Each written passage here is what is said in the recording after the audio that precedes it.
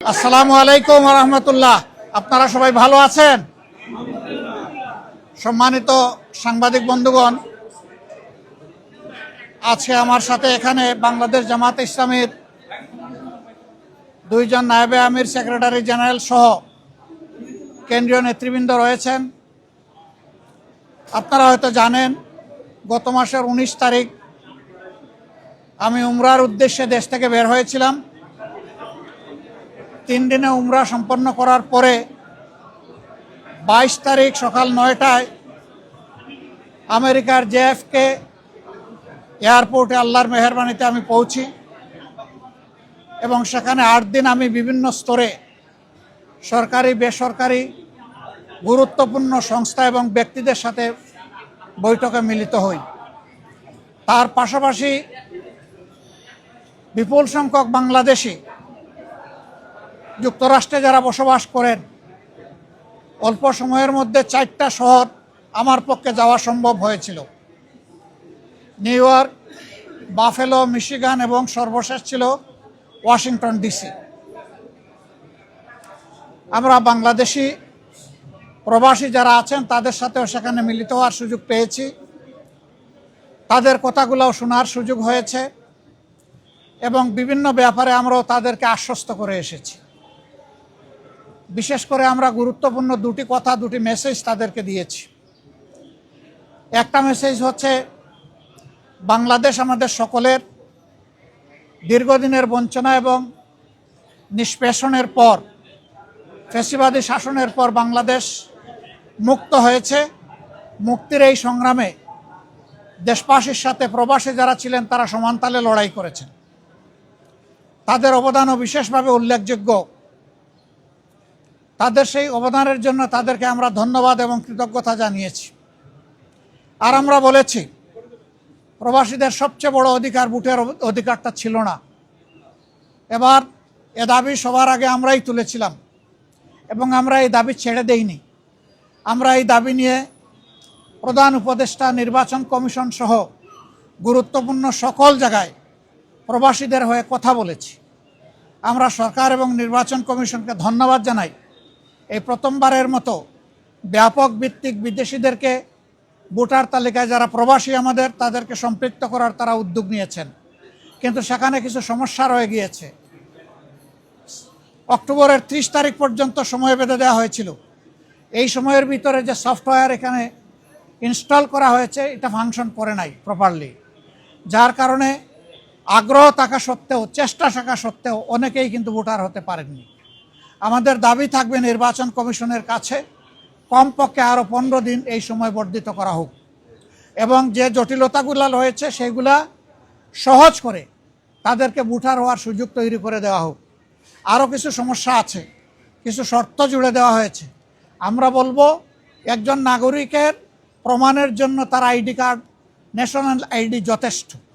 তার পাশাপাশি যদি তার একটা পাসপোর্ট থাকে, ভ্যালিড পাসপোর্ট, তাহলে আর কিছুরই প্রয়োজন হয় না।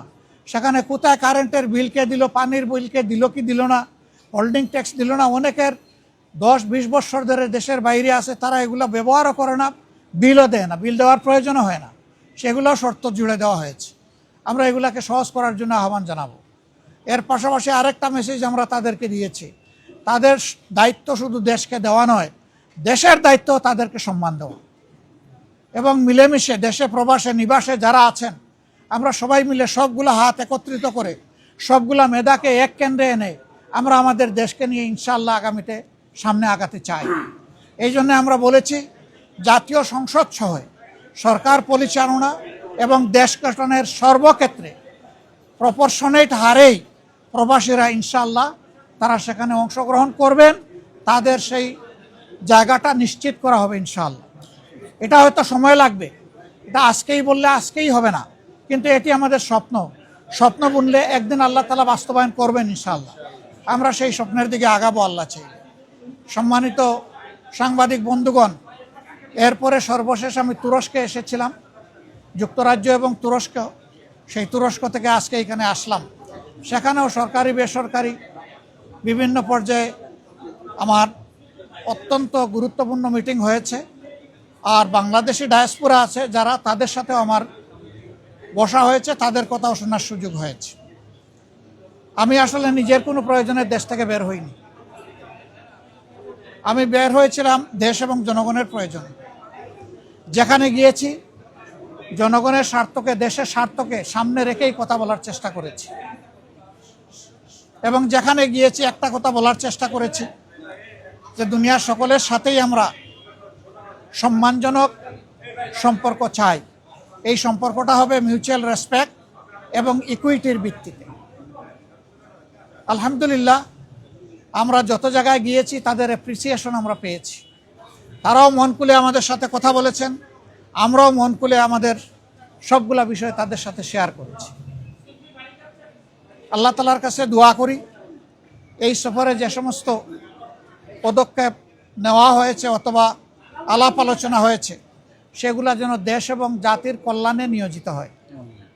কোনো ব্যক্তি নয়, গোষ্ঠী নয়, দল নয়, দেশ এবং জাতির জন্য উপকার হয়। আপনারা এত সকালে এখানে কষ্ট করে এসেছেন, আমি সবাইকে ধন্যবাদ জানাবার আগে আরেকবার আপনাদের আন্তরিক সহযোগিতা কামনা করব। আসলে আপনারা জাতির, ব্যক্তিগতভাবে জাতির বিবেক, আর আপনাদের হাউসগুলো দর্পণ। আমরা সমাজের এই দর্পণ এবং জাতির বিবেকের কাছে দেশ গড়ার অভিযাত্রায় জামাতে ইসলামী যে সমস্ত কর্মসূচি ঘোষণা করছে যা দেশ এবং জাতির কল্যাণে, আমরা এই সবগুলোতে আপনাদেরকেও আমাদের সাথে চাই।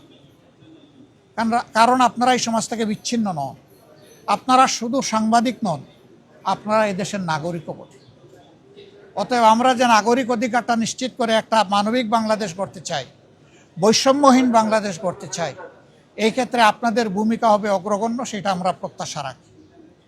কারণ সাংবাদিকরা যখন জাতির কল্যাণের সিদ্ধান্ত নেন, জাতি তখন কল্যাণের পথ খুঁজে পায়। আল্লাহ রাব্বুল আলামিন আপনাদেরকে জাতির কল্যাণে কবুল করুন। সবাইকে আরেকবার ধন্যবাদ। আসসালামু আলাইকুম ওয়া রাহমাতুল্লাহ। আপনি নতুন করে আমির নির্বাচিত হয়েছেন, আপনার অনুভূতি জানতে চাই। আর গতকালকে বিএনপি তাদের দলীয় মনোনয়ন ঘোষণা করেছে বিভিন্ন সংগঠনে, আপনারা কবে করতে যাচ্ছেন এই দুইটা যদি একটু বলেন।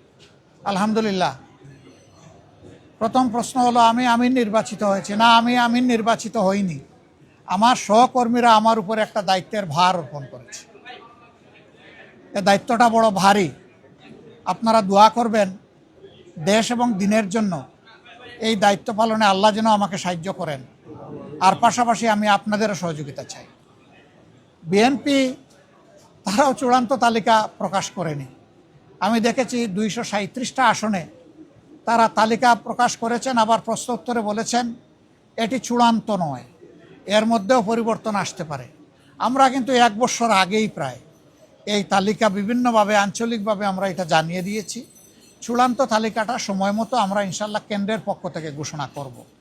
তবে যেহেতু আমরা একা ইলেকশন করব না, আরও অনেককে আমরা ধারণ করব, দেশ এবং জাতির স্বার্থে সব দিক বিবেচনা করেই চূড়ান্তভাবে যথাসময় ইনশাল্লাহ আমরা প্রার্থী ঘোষণা করব।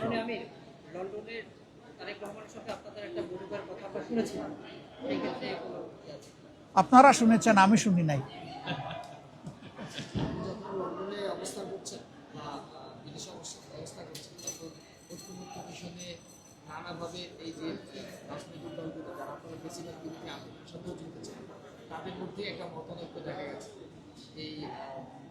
আমি বুঝতে পেরেছি যে এই মতানৈক্য কেন।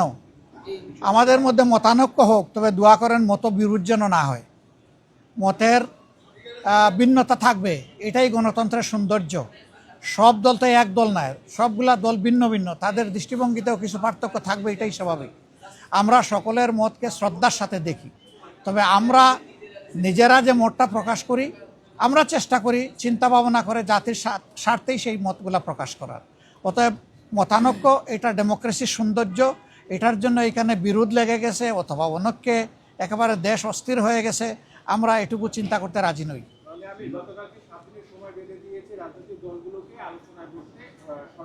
না, ওনারা বেঁধে দেয়নি, আমি এটাও শুনেছি ভালো করে। ওনারা অনুরোধ করেছে যে 1 সপ্তাহ সময়ের ভিতরে রাজনৈতিক দলগুলা বসে যদি একটা কনসেনসাসে পৌঁছতে পারে, সরকারের জন্য এটা ভালো। এবং আমরাই সবার আগে আমাদের পক্ষ থেকে আমাদের নায়েবে আমির আহ্বান জানিয়েছেন যে আসুন আমরা খোলামেলা আলোচনা করে আমরা সমাধানে পৌঁছি দেশ এবং জাতির স্বার্থে। আমরা আশা করি অন্যরা আমাদের এই আহ্বানকে সাড়া দেবেন ইনশাআল্লাহ। গণভোটের ব্যাপারে তো আমরা আমাদের দৃষ্টিভঙ্গি অলরেডি আমরা দিয়ে দিয়েছি।